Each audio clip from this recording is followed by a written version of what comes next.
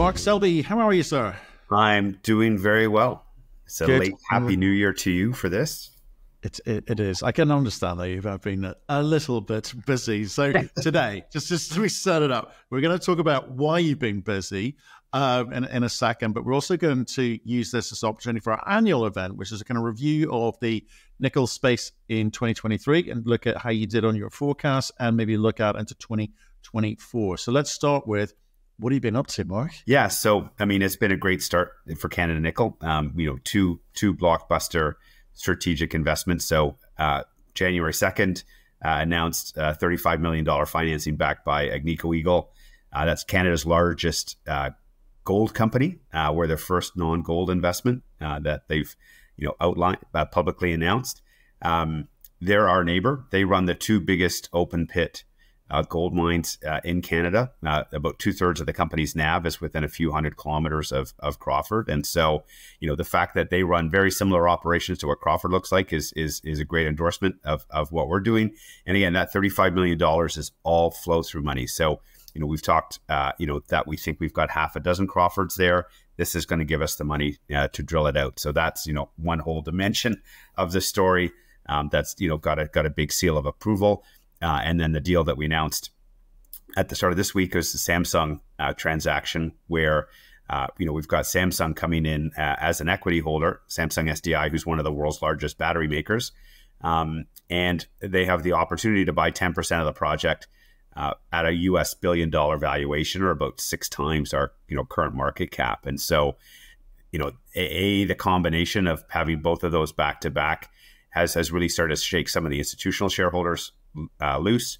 Our view has been, for a lot of fund managers, they just read the headlines around Indonesia and think, oh, I don't need to spend any time on nickel. I'm just going to go back to my gold, silver, copper stocks.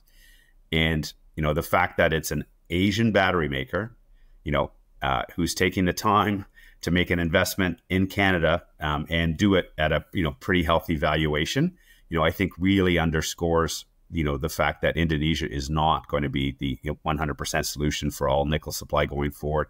And we do need North American based sources of supply. And then the other announcement this week was FPX, who's another one of these big bulk tonnage ultramafic, that has zero carbon potential. They just got an endorsement investment from Sumitomo Metal Mining, who's one of the top mining companies. They built HPAL projects in Asia. They're the few, again, one of the few companies who's done that successfully outside of Indonesia. And so again, they're turning to these big bulk tonnage ultramafics, as new projects. So when you've got two Asian companies coming to Canada, coming to not high grade deposits, but these big bulk tonnage ultramafics, it should send a pretty clear signal that, this is what the market wants. This is what the industry guys, think will actually work, and are, putting their money where their mouth is. Right. So just in summary, so you've got two Asian companies who are coming to Canada because, one, then they don't feel they can access what they need back home. So it's not a case of Indonesia, Philippines will supply all of Asia, including China, big consumer there. They've got to find next big multi-decade sources elsewhere, and they've come to Canada. So that's number one. So that's absolutely fascinating. The second bit is the bit which kind of I want to talk about, which is around, there's been a lot of pressure on nickel as a result of that thought of, well, that we've got more nickel than we need in the world because it's kind of lazy headline writing and lazy interpretation. You've got funds which perhaps have not been paying attention. Will they be paying attention now that industry has said, you guys in Canada have got what we need? Does that answer the question for them? And then in which case, what do they do about it? Well, that's the good thing is we are getting the expected results. So, we are getting those inbound approaches, from a number of fund managers who we maybe haven't really talked to, 6 months, 9 months, a year, who, are now like, okay, I do have to pay attention to what's going on here. And, that's the opportunity in the sector is it's largely institutionally underinvested. So, once some of those funds start to come into the names, that's going to start to move them higher. And again, if the resource funds institutions aren't really in a lot of these names, once they start to come in, that creates the space for the generalists to come in behind them in terms of, who might be buying, a critical minerals thesis. So, it's the beginning, I think, of the re-rating of this sector. And I think, the next 2 or 3 months, we're getting into, we're getting into conference season between, 1-to-1 in Cape Town, BMO, at the end of February, and PDAC in early March. And so, I think by the end of this first quarter, things are going to really start to shift in this space. So right. Have you any kind of thoughts around? I know there's kind of speculation and possibly guesswork in some places, but if you have any sort of thoughts about what's been happening in the marketplace, because if I look at like FPX announcement, okay, Sumitomo, so one of the greats in the space, know what they're doing, build these things, right? They come in, FPX makes the announcement, stock goes from 27 cents to 33 cents overnight, and then straight back down again to 28. Is that just people taking money off the table, or is there more to it in the background? Yeah, again, there's been lots of talk about shorting. I don't know whether it's, the U.S. funds, playing around with a little bit with this. And the other part is, it was a dismal start across the sector. The first few days, in terms of copper, nickel, the news out of China and so forth kind of spooked the market. So, I think we've just got a sort of a, sell mining a few days here. So once these consolidate, the key thing is you need new buying power to come into the market, to come into these names to take us up to the next level. And, I think the combined announcement, we now have we have Anglo, Agnico, Samsung SDI, FPX has Outokumpu, stainless steel company, Sumitomo Metal Mining, and an unnamed strategic in the story. So if you've got 6 strategics in there, maybe it's time for a few more funds to come in and put some money into these stories. So we will see. Okay, well, we will see. And part of we will see is your annual forecast. Well, we'll look back as well, 2023, see how you did last time out. You've done quite well over the past 3 years. So we're going to whip up a presentation here.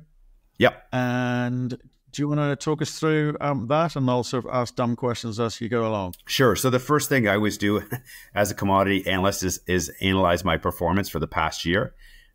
Based on what I said, I think people can basically close this down and go to the next window. The scores weren't quite as bad as, I was basically over in terms of the exact statements. What I got wrong, and that kind of sort of filtered through a bunch of the forecasts, was I expected things to have a sharp drop in the first quarter, that we would see prices, from the $30,000 level sort of plummet right through 20, bounce off the bottom and then start to rebound as the year went on. I wasn't expecting lithium prices to do the multi-step level down, which was really driving a massive destocking on the EV chain. And I've got a chart here and a few slides just to show how much destocking there was. And so, we didn't have any time to have any kind of rebound throughout the year. So that's, that was, effectively what underpinned there. On the show, for people who've listened to it regularly, by February, it was pretty clear we weren't going to have that sharp sell-off as quickly as we thought. And so, what did happen through the rest of the year, we'd signaled pretty clearly, for most of the show. So we'll get to the forecast at the end. But again, I think the forecast will also help, I think underpin, 2024 is going to be a year we should see some significant investor interest, come into the nickel space, by later in the year. So yeah, in terms of, nickel price, this is where we started last year. So, up and around the $30,000 a ton level.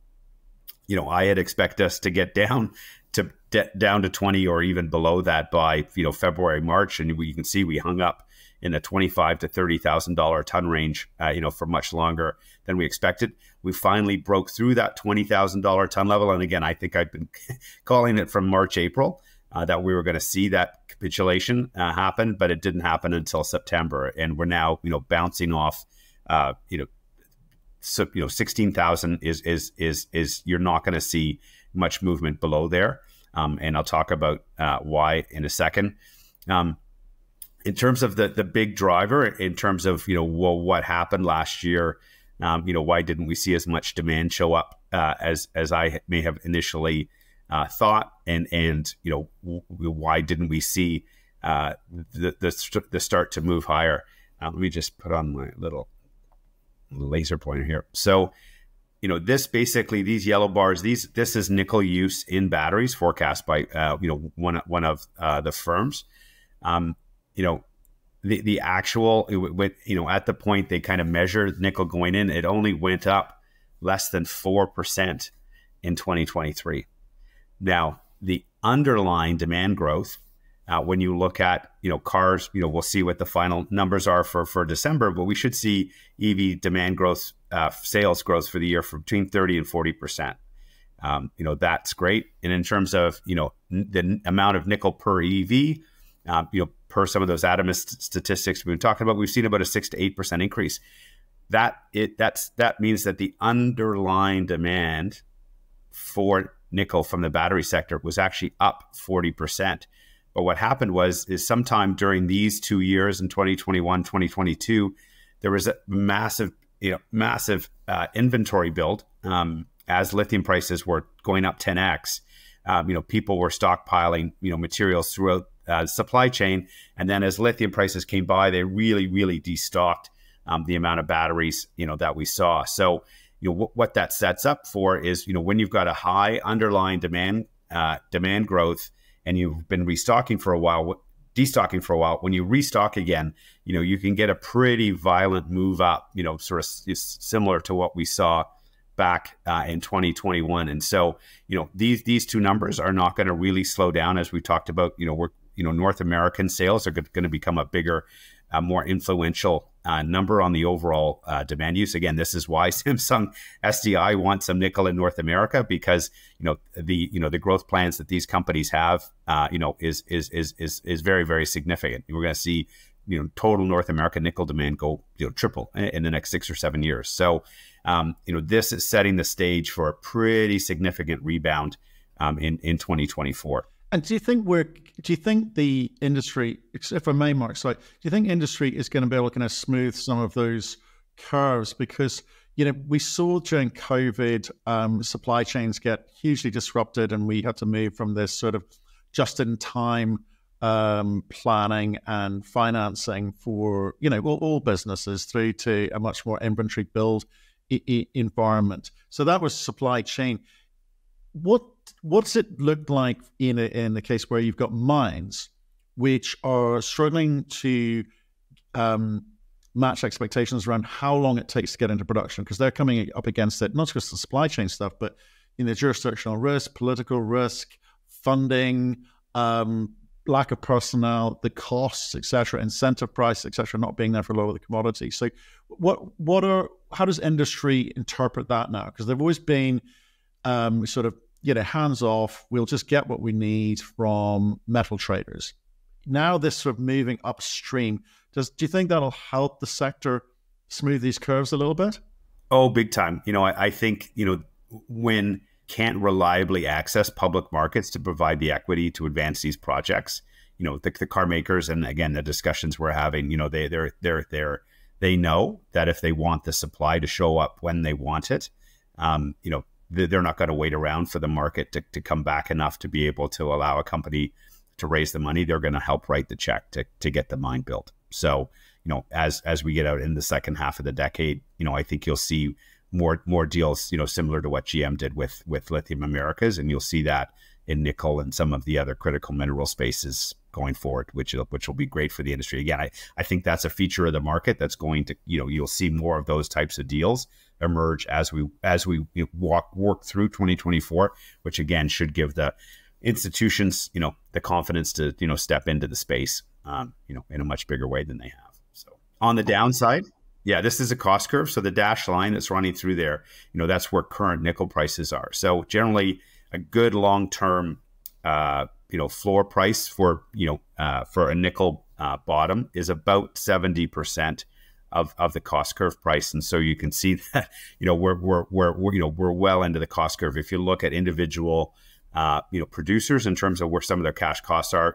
There's a lot of names. We saw Ravensthorpe close down this week, announced by First Quantum. They're basically closing it for a minimum of 2 years. And so, where we are right now is, should hold up as a bottom, and, again, starts to build the base, for how we move higher as the year goes on. The other big thing that's happened now, so the chart here on the left, this is class 1 nickel production. The Chinese have started building refineries in China to basically, again, this whole shift of moving, units from laterite ores and being able to have them being delivered as LME deliverable products. We've seen a bunch of refineries come on. Those will get there, and then thank God, hopefully by the end of the year, this sort of class 1 versus class 2 nonsense will finally subside.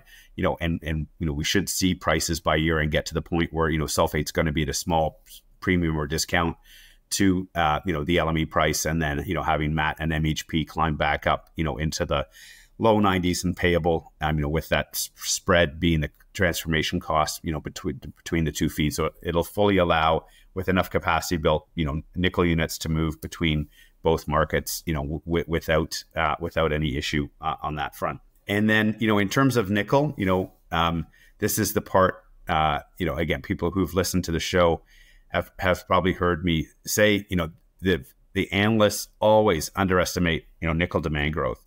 So again, so far, this first 3 years, we're basically up 9% since 2020 per year. I can guarantee you that no base metal analyst, commodity analyst had 9% growth for the first 3 years of this decade. And this is despite interest rates rising, despite China underperforming. There's been a bunch of negatives that happened, and we've still grown nickel demand at 9% a year. Remember, as I said, we're getting into the more nickel intensive part of the EV market as big North American, as more big luxury cars, have electric options. And so if anything, you should see this number, and as the batteries become a bigger chunk of the overall nickel demand story, this should be a minimum going forward. And yet again, all these commodity analysts, maybe some of them have now gotten brave enough to have 6% demand growth forecasts for a few years in there. And as a result, they've got surpluses running out for the next, 3-4 years. That's, they're woefully low. And when you put 9% in, this market, rapidly gets into deficit in a very short period of time. So, this is the key piece that people are missing on the overall story. Right. And then let's be clear. I know we've talked about 1,000 times, but Mark, for me, again, sorry, it's a slight delay because I know you're up at Timmins on site and at minus 25 degrees. So the internet is literally frozen. Is the question, and we talked about 1,000 times, where we are looking at, obviously, nickel into stainless steel market is where it resides at the moment. That's 90% of the market, right? The EV will cut, obviously, as the EV market grows, it will be a bigger contributor and bigger demand driver for nickel, for sure. But can you just, again, remind people a little bit, just to kind of, I always like to sort of size these discussions off at the knees. Yeah. Car battery designs and use cases. LFP is going to destroy the demand for nickel. Discuss. Right. So, again, the LFP batteries are wonderful for small, shorter range cars. They've done a good job of extracting the maximum amount of energy density out of those batteries. But the reality is, if you want to have a big pickup truck or a big SUV, which is what, a lot of North Americans drive, you're not going to have, as they have in China, maybe a 30 kilowatt battery that's all LFP. You're going to have a 90 kilowatt, 110 kilowatt, 130 kilowatt battery that's made up of a battery chemistry that's 90% nickel. Because again, nickel is the thing that gives cars the range and has the higher energy density still. So, the market's bifurcated. It'll stay bifurcated. Each of those chemistries has a very appropriate use, and again, just the energy density that's there in a bunch of nickel chemistries. Those batteries will continue to serve that high requirement end of the market, for a very, very long time. So, again, in 2020, most analysts had maybe 4 or 5% demand growth for nickel, and hadn't really factored much in the way of LFP, and we still ended up at 9% growth. So, again, if anything, this for the next while should be considered almost a downside growth forecast. So for 2024, hopefully I will do better when we're talking this time a year from now. We're going to see demand growth for nickel hit double digits. So that restocking that will happen in the EV sector will kick off, post Chinese New Year is when I think we'll start to see the first signs of that. And once you start to see nickel prices come off the bottom, that will also trigger a restocking cycle in the stainless steel market. That's what did happen back in 2021. We got nickel demand growth of 17% that year. I'm not sure we're going to quite get back to 17, but we'll definitely be in double digits. And again, it's going to be North America kicking in as a bigger chunk of the EV market.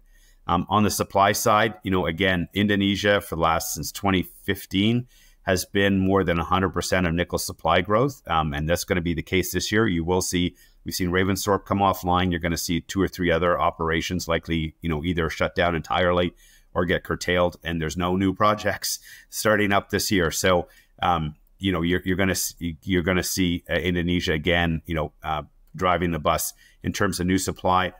But the key piece here is as we get through to the end of the year, you're going to start to see, this shrinking mine grade issue, I think, start to get a little more attention and start to really come through in terms of some of the production numbers. And again, I think as the year goes on, you will start to see Indonesia using the mining quotas to manage the amount of supply that comes to the market. So I don't think they want to spook, the $10 or $20 billion of HPAL investment that they're going to get over the next 2 years. But I think you'll see them start to manage that supply to the market, again, which will inherently make the market tighter. I think we'll see a small deficit by year end. Again, there'll still be some reported surplus just because people are missing these EV supply chain stock builds that we've talked about as new capacity, first fill capacity comes online. But we should see, and this is not what most people have. You'll see a market, I think, in a small deficit, and we'll climb back up towards $20,000. I'm not sure whether we'll get through there quite yet by the end of 2024, but we'll be in a position with the fundamentals demand wise there. People will see that, oh, geez, even though we get a bunch of supply growth out of Indonesia, we'll see even faster nickel demand growth. And I think, it'll position the nickel market with some real momentum, as a commodity. And again, in terms of getting institutional investors, in the story, the issue for a lot of these institutions is, as much as they say, oh, we understand all of the world of mining and will invest in anything and everything if it's good. The reality is most of them do gold and silver, precious metals. They do copper. They do the flavor of the month. I think uranium has now picked that up from where lithium had been for the last 2 years, and they pretty much ignore the rest of the periodic table that's there. And so I don't think nickel may not be flavor of the month by the end of the year, but it'll be there'll be enough interest and momentum there that will start some of them to really take a good look at the sector. Yeah, and I think what we will see possibly with nickel, you've referenced a few companies, not just today, but over the past couple of years, where companies have gone out with full intent of getting into production and found they've come a cropper. Yeah, it's hard. For lots of reasons. So obviously what that's going to do to the supply side of the equation perhaps needs to be factored in, and who knows what the future holds there. I think we've seen that with lithium. I think we will see it with uranium, and possibly with nickel. And as an investor, it's good news. If you're the industry or in the sector, I can sort of see why you want to sort of move upstream and take large chunks of potential supply yourselves. So, yeah, interesting times as always. This metal super cycle seems to be heading our way. I look forward to taking advantage of that. Mark, appreciate your time today. Go and enjoy the cold up there. I got it. Take me 5 minutes to get bundled up, but I'll be ready. So. All right. Take care, sir.